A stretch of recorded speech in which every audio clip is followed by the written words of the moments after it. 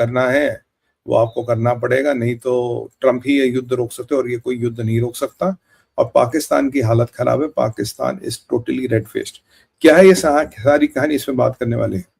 देखिए, after the Kuwait hit again the problems have escalated, क्योंकि Kuwait में desalination plant hit हुआ है।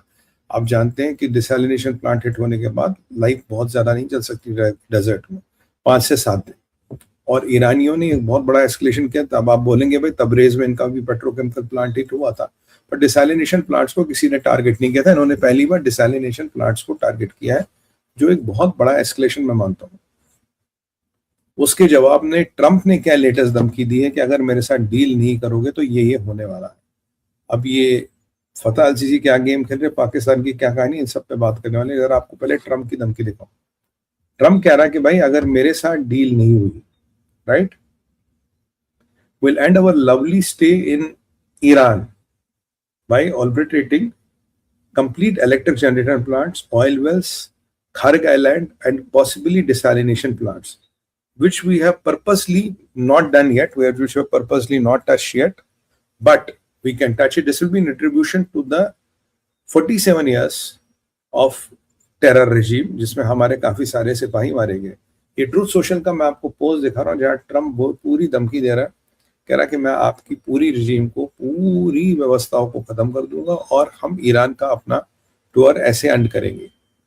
This is mind boggling. I have not seen a धमकी like this. मैंने Trump की इतनी क्लियर और इतनी डायरेक्ट धमकी नहीं देखी है। और ये कहीं ना कहीं धमकी ये दर्शाती है कि Trump is really serious and he means business, क्योंकि ये रिटन में है, ये किसी ने कहा नहीं है, किसी का इंटरप्रिटेशन नहीं है। यूजुअली मैं नोट्स लगाता नहीं, आज मैंने लगाया। मैंने कहा क्योंकि मैंने भी जब इसको पढ़ा मुझे ये समझ नहीं आया कि इतना बड़ा मसला क्या हो गया, क्योंकि कुवैत वाला बड़ा एस्केलेशन हो गया। कुवैत के हिट के बाद हाँ, हमारे भारतीय मूल का एक भाई भी मरा है, ओम शांति प्रभु उसकी आत्मा को शांति दे। और वहाँ के 10 सिपाही घायल है। आप जानते हो परिस्थिति बहुत खराब है। और यहाँ फतह अल सीसी ने बोला कि साहब आप चाहो तो आप ही युद्ध रुकवा सकते हो, ट्रम्प के सिवा और कोई इसको युद्ध को नहीं रुकवा सकता। पाकिस्तान इतना रेड फेस्ड है, इतनी हालत खराब है कि पाकिस्तान ने आज सुबह ही कहा था कि भाई मुझसे तो डोनाल्ड ट्रम्प कह रहा है कि आप बातचीत करो, आप हमारे बीच मुज़ाकरात करो। और हम बातचीत जो कर रहे हैं वो इसलिए कर रहे हैं ताकि अपने इस्लामी बिरादर ईरान को बचा सके। हम तो ईरान को बचाने के लिए बातचीत करें, वरना हमें बातचीत में क्या इंटरेस्ट, हम तो भाई इंटरेस्टेड ही नहीं बातचीत में। बस ईरान हमारा इस्लामी बिरादर है, उसको बचाने के लिए हमें बातचीत कर रहे हैं। ये पाकिस्तान का स्टेटमेंट था। जो पाकिस्तान के लोगों में एक इमेज बनाई गई थी, पाकिस्तान एक बहुत बड़ा मीडिएटर है, पाकिस्तान एक बहुत बड़ी शख्सियत है, एक इस्लाम में एक बहुत बड़ा पावर बन के उभरा है, उस पाकिस्तान को ये जवाब दिया गया है। और अगर आप ये देखेंगे, it's a very dangerous turn off events, because ऐसी डायरेक्ट धमकी मैंने ट्रम्प की आज तक नहीं देखी, जहां वो power plants, oil wells, Kharg island और डिसैलिनेशन प्लांट्स, यानी पूरे ईरान को बर्बाद करने की सोच रहा है। और अभी अभी स्कॉट बेसेंट का भी एक स्टेटमेंट आया। स्कॉट बेसेंट कह रहा है we will be controlling strait of Hormuz, हम स्ट्रेट ऑफ हॉर्मुज को कंट्रोल करेंगे। और जो स्ट्रेट ऑफ हॉर्मुज होगा दैट, या तो उसमें एक अमेरिकन एस्कॉर्ट्स आ जाएगा, मल्टीनेशनल एक एस्कॉर्ट जो बाकी देशों की सेना आएगी उसका एस्कॉर्ट्स आ जाएगा। सुबह ट्रम्प ऑलरेडी कह चुके हम स्ट्रेट ऑफ हॉर्मुज को कंट्रोल करेंगे, हमने उसकी व्यवस्था कर दी, हमने उसकी पूरी तैयारी कर ली। तो अगर आप अमेरिकन का पॉइंट ऑफ व्यू देखेंगे, ये बहुत डायरेक्ट है। स्ट्रेट ऑफ हॉर्मुज की बात हो रही है, मतलब जो यहाँ युद्ध की परिस्थिति हो रही है कि अगर हम नहीं तो कोई नहीं। अब उस मोड में मैं अमेरिका को आते देख रहा हूँ, दे आर थ्रेटनिंग कि अगर हमें कुछ नहीं मिला तो साहब किसी को भी कुछ नहीं मिलेगा। If we don't get anything, nobody gets anything. अगर हम गए तो सारे ही गए। ये अमेरिका का एक स्टेटमेंट अभी हमें आने को मिला। This is not a very good statement, ये कोई अच्छी खबर नहीं है। और ये कहीं ना कहीं ये इंडिकेट करता है कि गल्फ में जो लड़ाई है, जो गल्फ में युद्ध होने वाला है, ये बढ़ने वाला है। और ये युद्ध एक बहुत ऊंचा जाएगा और बहुत लंबे समय तक भी जा सकता है। अब इसके बाद आप ये अटकलें लगाना गलत होगा कि क्या युद्ध खत्म हो रहा है, क्या कोई पीस डील हो रही है। देखिए पीस डील पे बातें हो रही है, बट अभी वो देखना, वो जो ट्रम्प सुबह 20 बोट्स की बात कर रहे हैं, 20 बिग ऑयल बोट्स, क्या वो रियली अमेरिका पहुंचते हैं? क्या टोटल बोट्स 20 है या टोटल बोट्स 30 है? ट्रम्प तो ये भी कह रहा है कि रेजिम चेंज होगी। ट्रम्प तो कह रहा है नहीं, regime is in the control. और वहां से अगराची अब तक ये डिनाई नहीं करा कि यार ये 20 या 30 बोट्स जो भी हैं ये पहुंची नहीं वो थी। मुश्तबा खमेनी के बारे में कुछ पता नहीं। मुस्तफा खमैनी को ट्रम्प कहता कि ये some life, little life left in him, उसमें कोई जीवन के अंश बचे हैं, बाकी वो भाई उसका काम तमाम हो गया।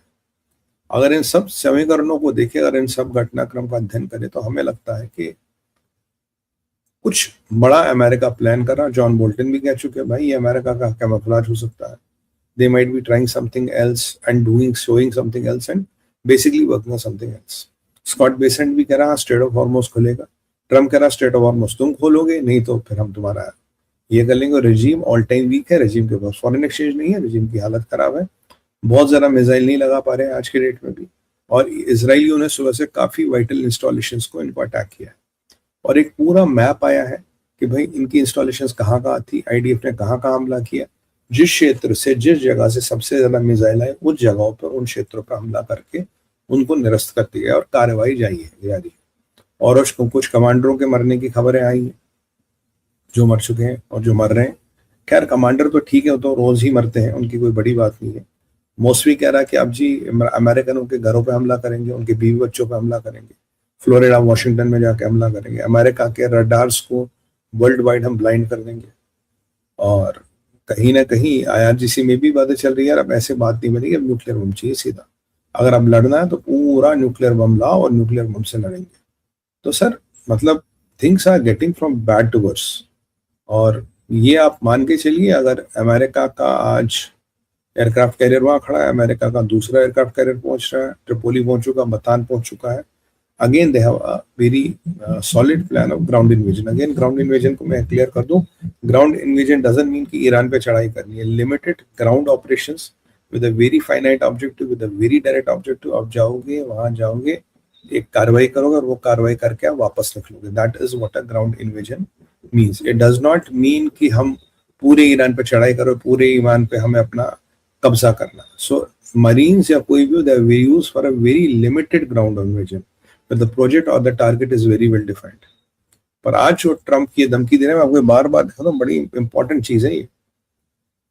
आप खुद देखिए, इसमें ऑयल वेल्स, इसमें इलेक्ट्रिक की बात हो रही है, इसमें डिसैलिनेशन की बात हो रही है, इसमें खर्ग आइलैंड की बात हो रही है।